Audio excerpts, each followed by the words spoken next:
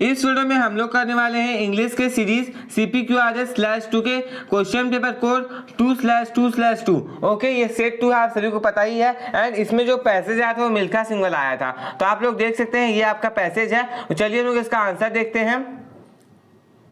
अब देखिए, जैसे कि आप देख सकते हैं पैसेज का पहला क्वेश्चन है, what is Milkha Singh known as? Milkha Singh को क्या नाम से जाना जाता था? सभी जानते हैं, flying Sikh. What realisation did Milkha Singh have when he was on the track during Melbourne Olympics?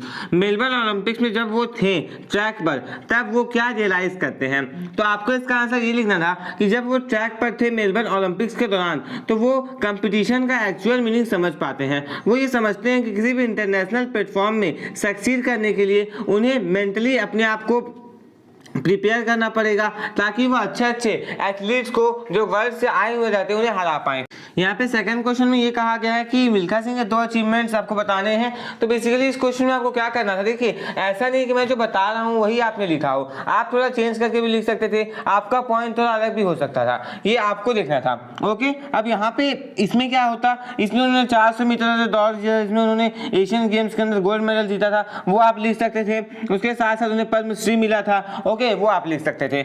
Next question है, what strict rules and regulations did Milkha Singh follow? Milkha Singh कौन सा स्ट्रिक्ट रूल एंड रेगुलेशन को फॉलो करते थे, वो आपको इस क्वेश्चन में बताना है।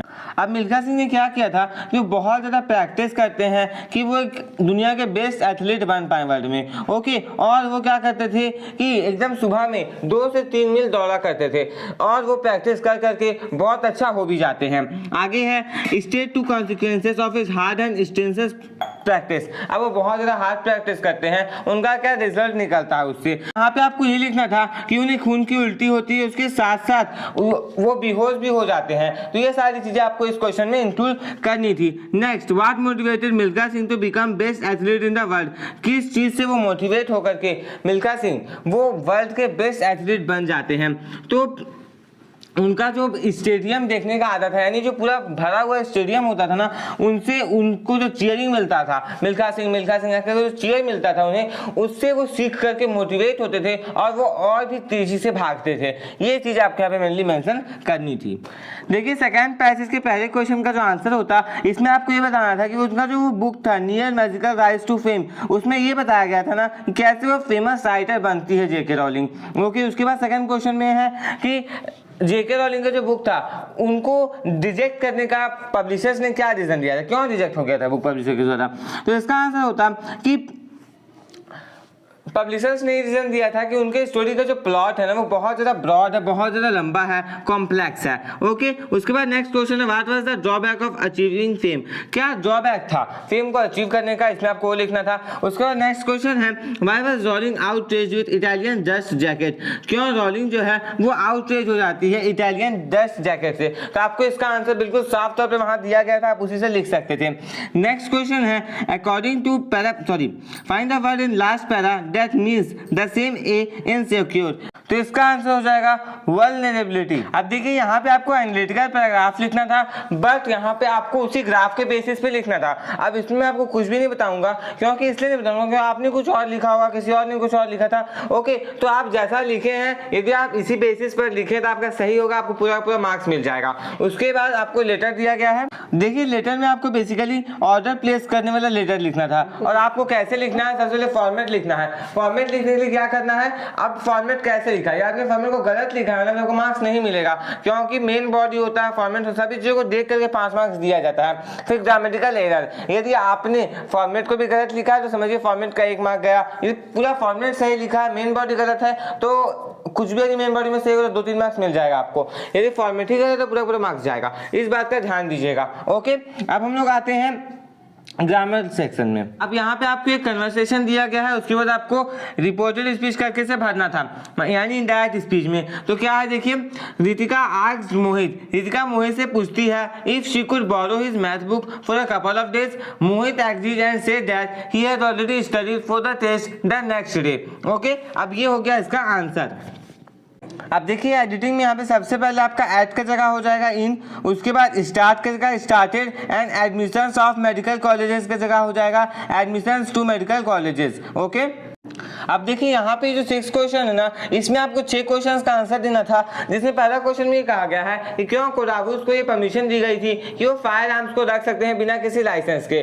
तो वो बहुत ज़्यादा ब्रेव हुआ करते थे, यहाँ तक कि जो जनरल करियप्पा थे वो आर्मी चीफ भी रह चुके हैं। ओके, जो फर्स्ट आर्मी चीफ थे इंडियन आर्मी के, उसके साथ साथ जो कुर्गी रेजिमेंट था वो क्या था, सबसे डेकोरेटेड रेजिमेंट में से एक था। ओके, तो आपको बेसिकली ये सारी चीजें बतानी थी, वो ब्रेव हुआ करते थे ये सब। ओके, यदि देखिए मैं आपको बता दूंगा कि करेक्ट आंसर होना क्या चाहिए, बट बहुत सारे स्टूडेंट्स अलग अलग आंसर लिखे होंगे, इसलिए मैं आप लोगों को एक बेसिक सा आंसर दे रहा हूँ कि क्या होना चाहिए, किन किन चीजों के बारे में आपको उस आंसर में इंक्लूड करना चाहिए था।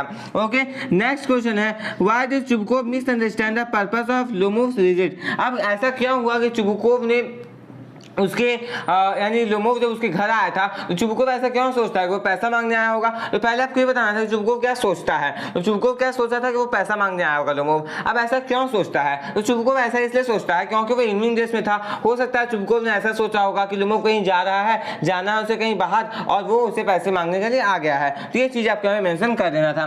Next, as a result do you identify Amanda, do you identify with Amanda how.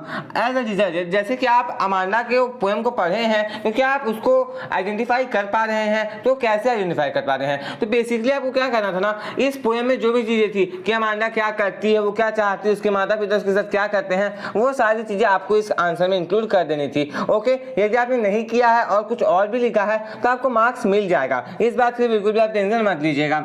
Next, what two attributes of animal please the poet, यानी एनिमल्स का कौन सा जो एट्रीब्यूट जो है वो पोएट को बहुत ज्यादा खुश कर देता है। तो इसका आंसर क्या होना चाहिए कि एनिमल्स जो है वो चीजों को कलेक्ट नहीं करते हैं, वो गॉड के सामने अपनी ड्यूटी को एक्सप्रेस नहीं करते हैं, और भी बहुत सारी ऐसी चीजें हैं जो कि एनिमल्स नहीं दिखाते हैं। तो एनिमल्स जो चीज नहीं करते थे ना, लेकिन चीजों को इकट्ठा नहीं करते थे, रात भर वो जागते नहीं थे, गलत काम को करने के बाद गॉड के पास नहीं जाते थे, अपने एंसेस्टर्स के सामने झुकते नहीं थे। तो ये सारी चीजों को आपको इंक्लूड कर देना था। और हेडिंग क्या लिखना था, two attributes that please the poet. अब देखिए next, why did everyone laugh at ट्रिलियो ड्रैगन, क्यों सभी लोग जो है वो उस ड्रैगन पे हंसा करते थे। बहुत सिंपल सा क्वेश्चन था, सब लोग इसलिए हंसते थे क्योंकि वो हमेशा एक नाइस सेफ केज के बारे में खोजता रहता था कि मुझे एक नाइस सेफ केज मिल जाए, केज मिल जाए, केज मिल जाए। इसके चलते सब उसे क्या बोलते थे कि वो पर्सिवल है, यानी बहुत ज्यादा डरपोक है, उसे कावड़ बोलने लगे थे। लेकिन ब्रेवरी को प्रूव करता है।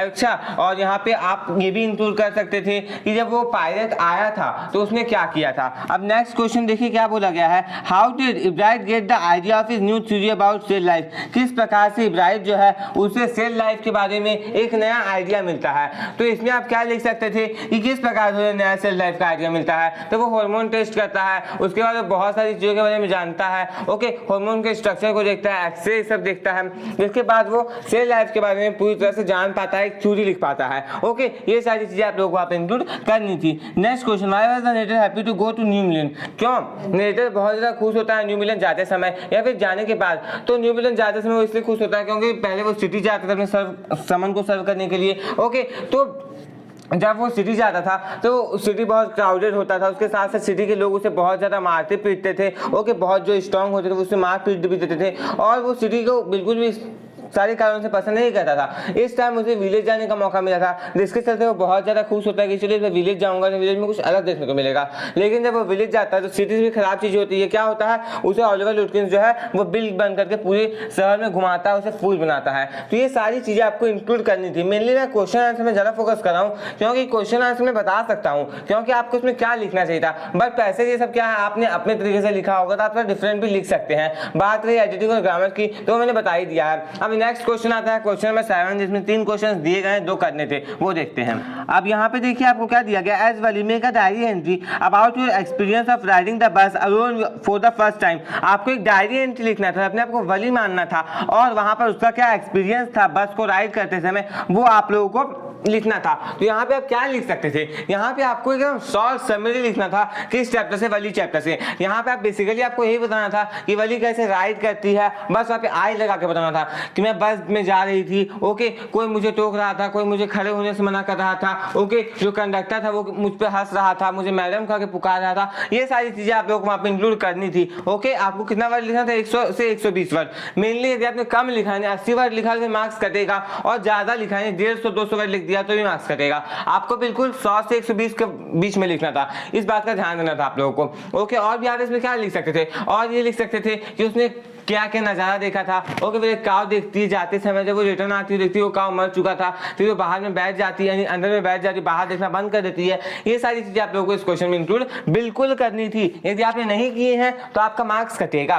नेक्स्ट क्या है, how does Buddha bring about different perspective in किस्सा गौतमीज अंडरस्टैंडिंग ऑफ लाइफ, यानी किस्सा गौतमी जिस प्रकार से लाइफ को एज्यूम कर रही थी, समझ रही थी, उसमें क्या चेंजेस बुद्धा ने लाए, ये आपके इस क्वेश्चन में बताना था। तो बुद्धा क्या करते हैं, वो बहुत सारी बातें, यानी हम लोग बोल सकते हैं कि अपना फर्स्ट टर्म उन्होंने किसको दिया, किस्सा गौतमी को। तो पहले आपको वो बताना था, उसके बाद आपको ये बताना था कि कैसे वो किस्सा गौतमी जब वो उनके पास आती है बुद्धा के पास, तो कैसे वो उन्हें मस्टर्ड सीड मांगते हैं उससे। उसके बाद जब वो मस्टर्ड सीड के लिए दर दर भटकती है और एक कंडीशन ऐड कर देते हैं कि जाओ तुम ऐसी जगह लाना जहाँ किसी की मृत्यु ना हुई हो, और वहाँ पर जब वो जाती है सब जगह किसी ना किसी की मृत्यु हुई रहती है, तो वो मस्टर्ड सीड ला नहीं पाती है। जब वो नहीं ला पाती है, जगह बैठती है, सोचती है कि जिस प्रकार से लाइट जलते बुझ जाते हैं, वैसे ही जो है लाइफ भी है, वो भी जलता है, यानी कोई जिंदा होता है तो कोई मरता भी है। ओके, उसके बाद वो समझ जाती है कि डेथ सभी के लिए होता है, कोई डेथ को अवॉइड नहीं कर पाता है। तो यहाँ पे आपको इस चीज को मेंशन बिल्कुल करना था। Next, as a result do you sympathise with Matilda, give reasons from the text to support your answer. आपको बताना है कि आप जैसे प्रकार से पढ़े हैं नेकलेस चैप्टर को, तो उस बेसिस पे क्या आप मैटिल्डा के बारे में क्या सोचते हैं। क्या मैटिल्डा सही थी अपनी जगह में कि वो बहुत बड़े रिच सोसाइटी के लिए बनी है, या फिर आप गलत, सॉरी वो गलत थी, यानी जिस जगह पे वो रह रही थी फिलहाल उसी में ढलना चाहिए था। बट आपको यहाँ पे ये बताना था ना कि नहीं वो गलत थी, आपको अपने आप को सही प्रूव करना था, किसी हिसाब से आपको उसे गलत प्रूव कर देना था कि नहीं वो गलत थी। वो जिस भी कंडीशन में उस टाइम पे रह रही थी ना, उसे उसी में रहना चाहिए था, ज्यादा शौक उसे नहीं रखने चाहिए थे, उसे कंडीशन के हिसाब से अपने आप को ढाल लेना चाहिए था, उसे भूल जाना चाहिए था। वो बहुत ज्यादा सुंदर है, और सुंदर है तो है, बट उसे नेकलेस ये सब बोरो नहीं करना चाहिए था, जिसके चलते उसका लाइफ जो है वो नर्क बन जाता है। ये सारी चीजें आपको बिल्कुल ही मेंशन करनी थी, यदि आपने मेंशन नहीं की है तो फिर आपका मार्क्स कुछ ना कुछ कटेगा जरूर। ओके, अब आपको एक होमवर्क देता हूं, आपको क्या करना है, आपको नीचे कमेंट बॉक्स में बताना है कि आपका ग्रामर से कितना मिस्टेक हुआ, और ग्रामेटिकल मिस्टेक जो आप आंसर ये सब लिखने में करते हैं उसको हटाने के बाद आपका कितना मार्क्स आने वाला है। ओके, ये आपको नीचे कमेंट बॉक्स में कमेंट करके बताना है। आप बताइएगा किसका 35+ आएगा।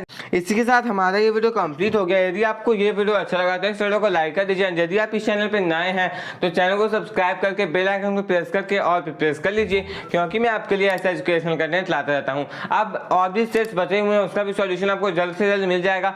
तो आप लोग चैनल को सब्सक्राइब कर लीजिए, ताकि आपका कोई फ्रेंड है जिसे दूसरा सेट मिला हो तो आप उसे भेज सकते हैं। मिलते हैं नेक्स्ट वीडियो में। Thanks for watching.